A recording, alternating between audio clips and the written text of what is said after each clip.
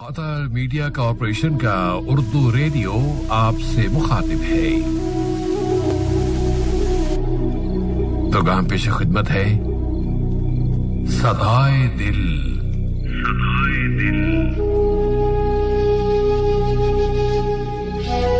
صدائے دل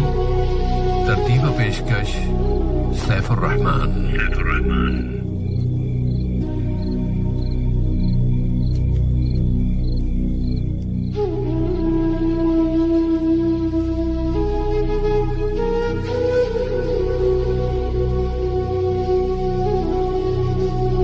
پروگرام صدائے دل سننے والوں کی خدمت میں سلام و تحیات درج ہے۔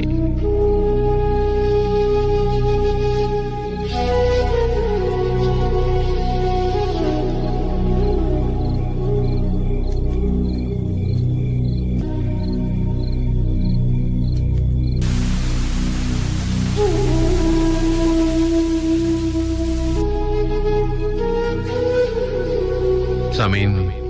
اس پروگرام کے آج کے حلقے میں ہم علامہ محمد اقبال رحمۃ اللہ علیہ کی نظم محبت کے آخری حصے کا مطالعہ کریں گے۔ علامہ اقبال کائنات کی ابتدا کے مرحلے سے اپنی محبت کا آغاز کرتے ہیں اور اس محبت کو شروع کرتے ہوئے اس کائنات کے مختلف عناصر کے اجزاء کو حاصل کر کے ان اجزاء کو ایک خاص ترکیب سے ایک نسخہ کیمیا میں تبدیل کرنے کے مرحلے تک پہنچے تھے۔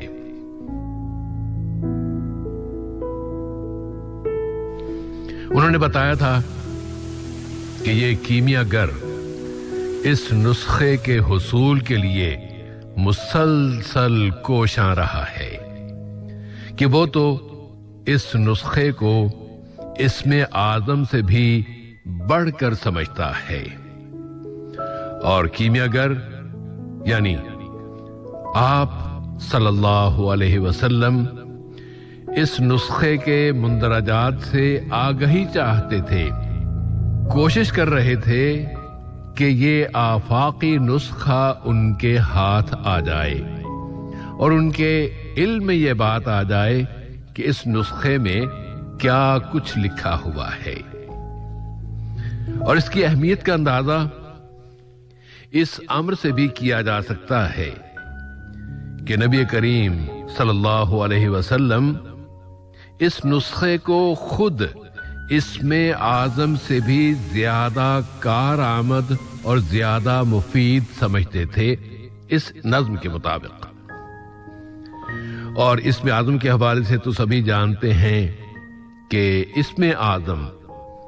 اللہ تبارک و تعالیٰ کے اس نام کو کہا جاتا ہے جس کے ذریعے اگر اللہ تعالیٰ کو پکارا جائے تو اللہ تعالیٰ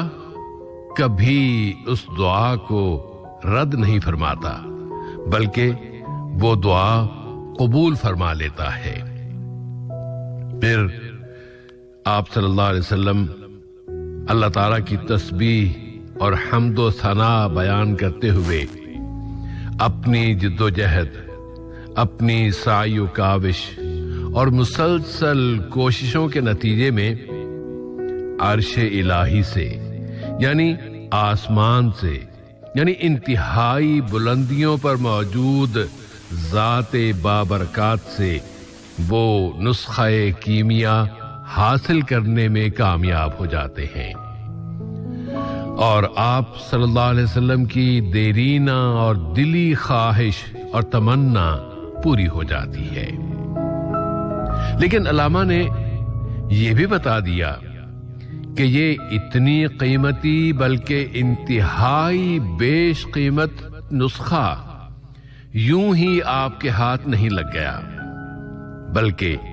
اس کے حصول کے لیے آپ صلی اللہ علیہ وسلم کو میدان امکان یعنی اس دنیا میں پائے جانے والے تمام اجزاء اور حصوں پر غور و خوض اور سوچ و بچار کے مشکل مراحل سے گزرنا پڑا ہے،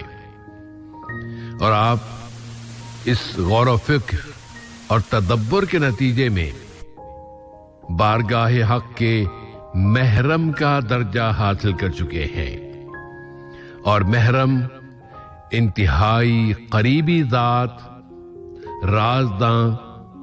اور قابل اعتماد اور قابل بھروسہ شخصیت کو کہا جاتا ہے۔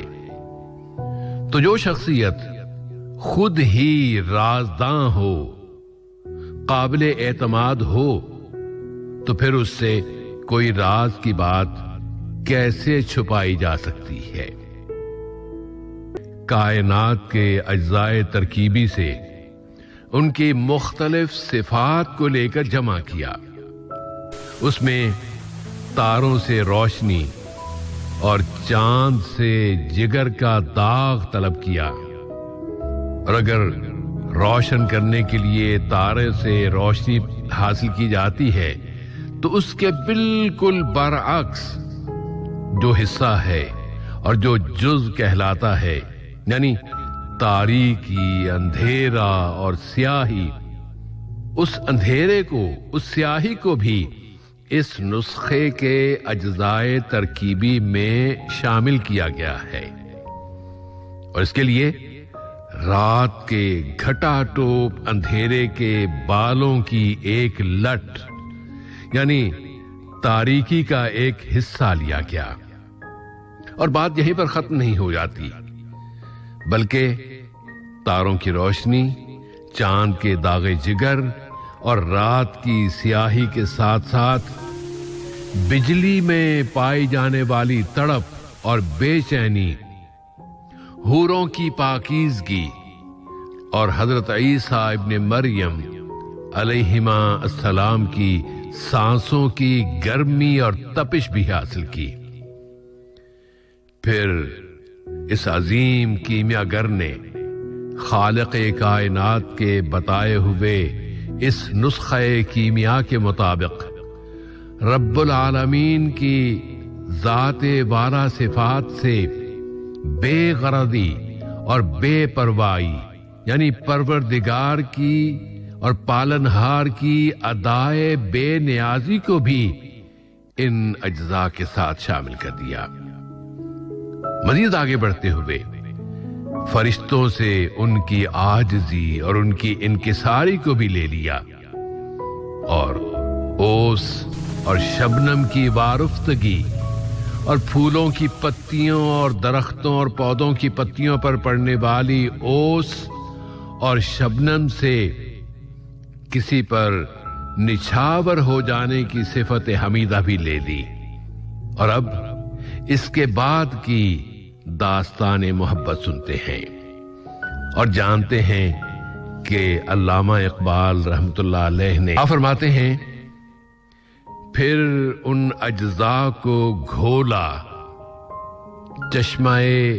حیواں کے پانی میں، پھر ان اجزاء کو گھولا چشمہ حیواں کے پانی میں، مرکب نے محبت نام پایا عرش اعظم میں۔ پھر ان اجزاء کو گھولا چشمہ حیواں کے پانی میں، مرکب نے محبت نام پایا عرش اعظم میں۔ محوس نے یہ پانی ہستی نوخیز پر چھڑکا، محوس نے یہ پانی ہستی نوخیز پر چھڑکا، گرہ کھولی ہنر نے اس کے گویا کار عالم سے، ہوئی جنبش عیاں ذروں نے لطف خواب کو چھوڑا، ہوئی جنبش عیاں ذروں نے لطف خواب کو چھوڑا، گلے ملنے لگے اٹھ اٹھ کے اپنے اپنے ہمدم سے، خرام ناز پایا آفتابوں نے ستاروں نے، خرام ناز پایا آفتابوں نے ستاروں نے، چٹک غنچوں نے پائی داغ پائے لالزاروں نے۔ خرام اجزا کو گھولا چشمہ حیواں کے پانی میں، مرکب نے محبت نام پایا عرش اعظم میں۔ تو جس طرح ایک طبیب، ایک حکیم اور ایک کیمیاگر مختلف اجزاء کو ایک خاص تناسب اور ایک خاص وزن کے مطابق یکجا کرتا ہے، ملاتا ہے، اور اس مرکب کو بیماری کے خاتمے کے لیے بیمار کو کھلاتا ہے اور اس بیمار کا علاج کرتا ہے، تو علامہ اقبال رحمۃ اللہ علیہ بھی اپنی نظم محبت کے اس حصے میں یہ بتا رہے ہیں کہ اس عظیم کیمیاگر نے چاند، تارے، بجلی، رات، ربوبیت، فرشتوں، حوروں، ابن مریم اور پھر اوس و شبنم سے حاصل کردہ ان تمام اجزائے ترکیبی کو چشمہ آب حیات یعنی زندگی کے چشمے کے پانی میں گھولا اور یوں ایک مرکب تیار کر لیا، یعنی ان تمام اشیاء کو آپس میں ملا کر ایک ملغوبہ بنایا۔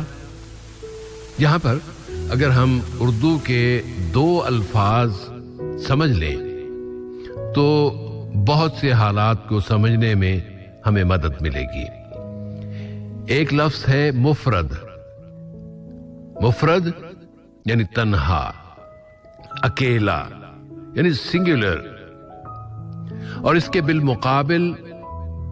جو لفظ استعمال کیا جاتا ہے وہ ہے مرکب، اور مرکب کہتے ہیں کئی چیزوں کو ملا کر بنائی گئی شے کو، مخلوط، ملایا ہوا، اور کمپاؤنڈ مرکب کہلاتا ہے۔ تو یہاں پر شاعر نے اس کائنات کے مختلف اہم عناصر سے ان کے اجزاء کو لے کر نہ صرف جمع کیا بلکہ ان میں چشمہ حیات کا پانی ملایا، اور شاعر کے بقول زندگی کے اس پانی میں ان تمام اشیاء کو اس نے گھول دیا اور ایک محلول اور ایک مرکب تیار کر لیا، اور اس مرکب کو، اس محلول کو عرش اعظم کے ہاں یعنی اللہ تعالی کے ہاں محبت کا نام دیا گیا۔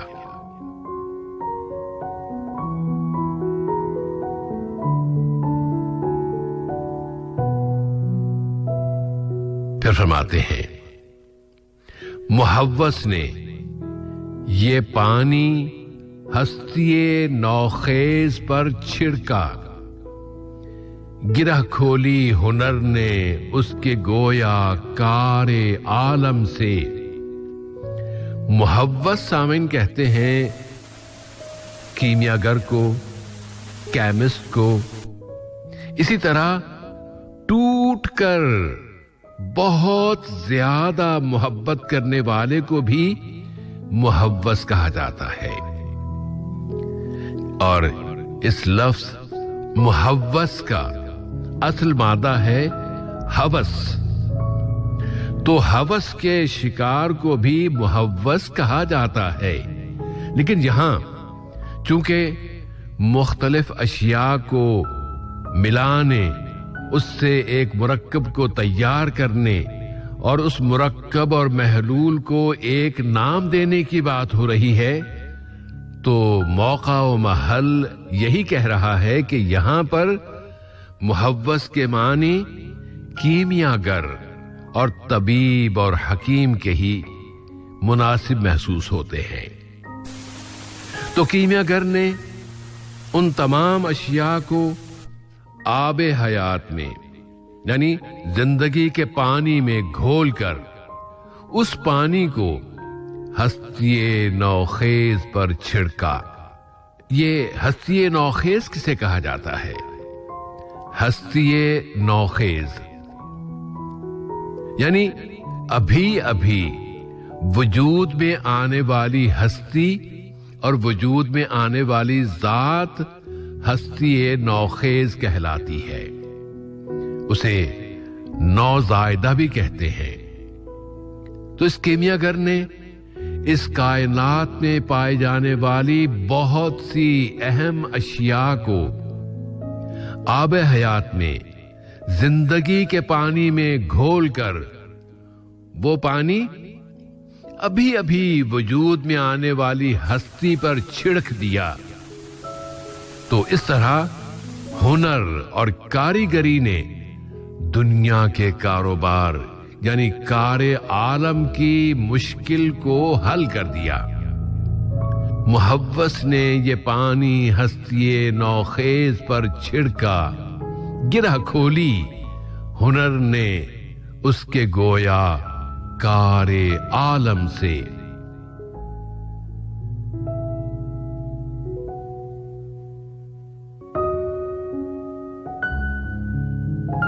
اس کے بعد علامہ اقبال فرماتے ہیں، ہوئی جنبش آیاں ذروں نے لطف خواب کو چھوڑا. ہوئی جنبش آیاں ذروں نے لطف خواب کو چھوڑا، گلے ملنے لگے اٹھ اٹھ کے اپنے اپنے ہمدم سے. ہوئی جنبش آیاں، جنبش کہتے ہیں حرکت اور ہلنے جلنے کو، آیاں کہتے ہیں ظاہر ہو جانے کو، نمایاں ہو جانے کو. یعنی اب کائنات کی مختلف اشیاء کے اس محلول کا پانی ان نئی نئی وجود میں آنے والی اشیاء پر ڈالا گیا تو ان میں جنبش آ گئی، حرکت آ گئی اور وہ ہلنے جلنے لگیں، اور ان اشیاء کا ایک ایک ذرہ متحرک ہو گیا. اور جس طرح کسی لیبارٹری میں اکثر دیکھا جا سکتا ہے کہ لیبارٹری پاٹ میں کسی ٹھوس شے پر کوئی محلول ڈالا جائے تو اس میں ایک حرکت نمایاں ہو جاتی ہے، اس سے سفید دھواں بھی نکلنے لگتا ہے. تو دونوں یا ایک سے زیادہ اشیاء کے ذرات اس محلول یا اس پانی کے ڈالے جانے کے نتیجے میں جمود اور نیند کی کیفیت سے نکل کر حرکت کرنے لگتے ہیں اور ایک دوسرے سے جڑ جاتے ہیں. اسی حرکت اور اسی ملاپ کو اس پوری کائنات کی حرکت سے تشبیہ دی گئی ہے. ہوئی جنبش آیاں ذروں نے لطف خواب کو چھوڑا، گلے ملنے لگے اٹھ اٹھ کے اپنے اپنے ہم. محبت کا آخری شعر ہے، خرام ناز پایا آفتابوں نے ستاروں نے، چٹک غنچوں نے پائی داغ پائے لالا زاروں نے. خرام ناز میں خرام کہتے ہیں نرم رفتار کو، اور خرام ناز کہا جائے گا ناز و ادا کے ساتھ چلنے کے عمل کو. یعنی آب حیات ملنے کے بعد، زندگی کا پانی ملنے کے بعد، آفتابوں یعنی سورجوں اور ستاروں نے ناز و ادا کے ساتھ چلنا شروع کر دیا. ان میں حرکت آ گئی، ان کا سفر شروع ہو گیا. کیونکہ وہ زندہ ہو گئے تھے، ان میں زندگی کی بجلی بھر گئی تھی۔ چٹک غنچوں نے پائی، پھولوں کی کلیوں نے چٹک کر کھلنا شروع کر دیا، اور باغوں میں اس پروگرام صدائے دل کے آج کے حلقے سے اجازت دیجیے۔ بِإِذْنِ اللہ تعالی اگلے پروگرام میں آپ سے پھر ملاقات ہوگی۔ فی امان اللہ۔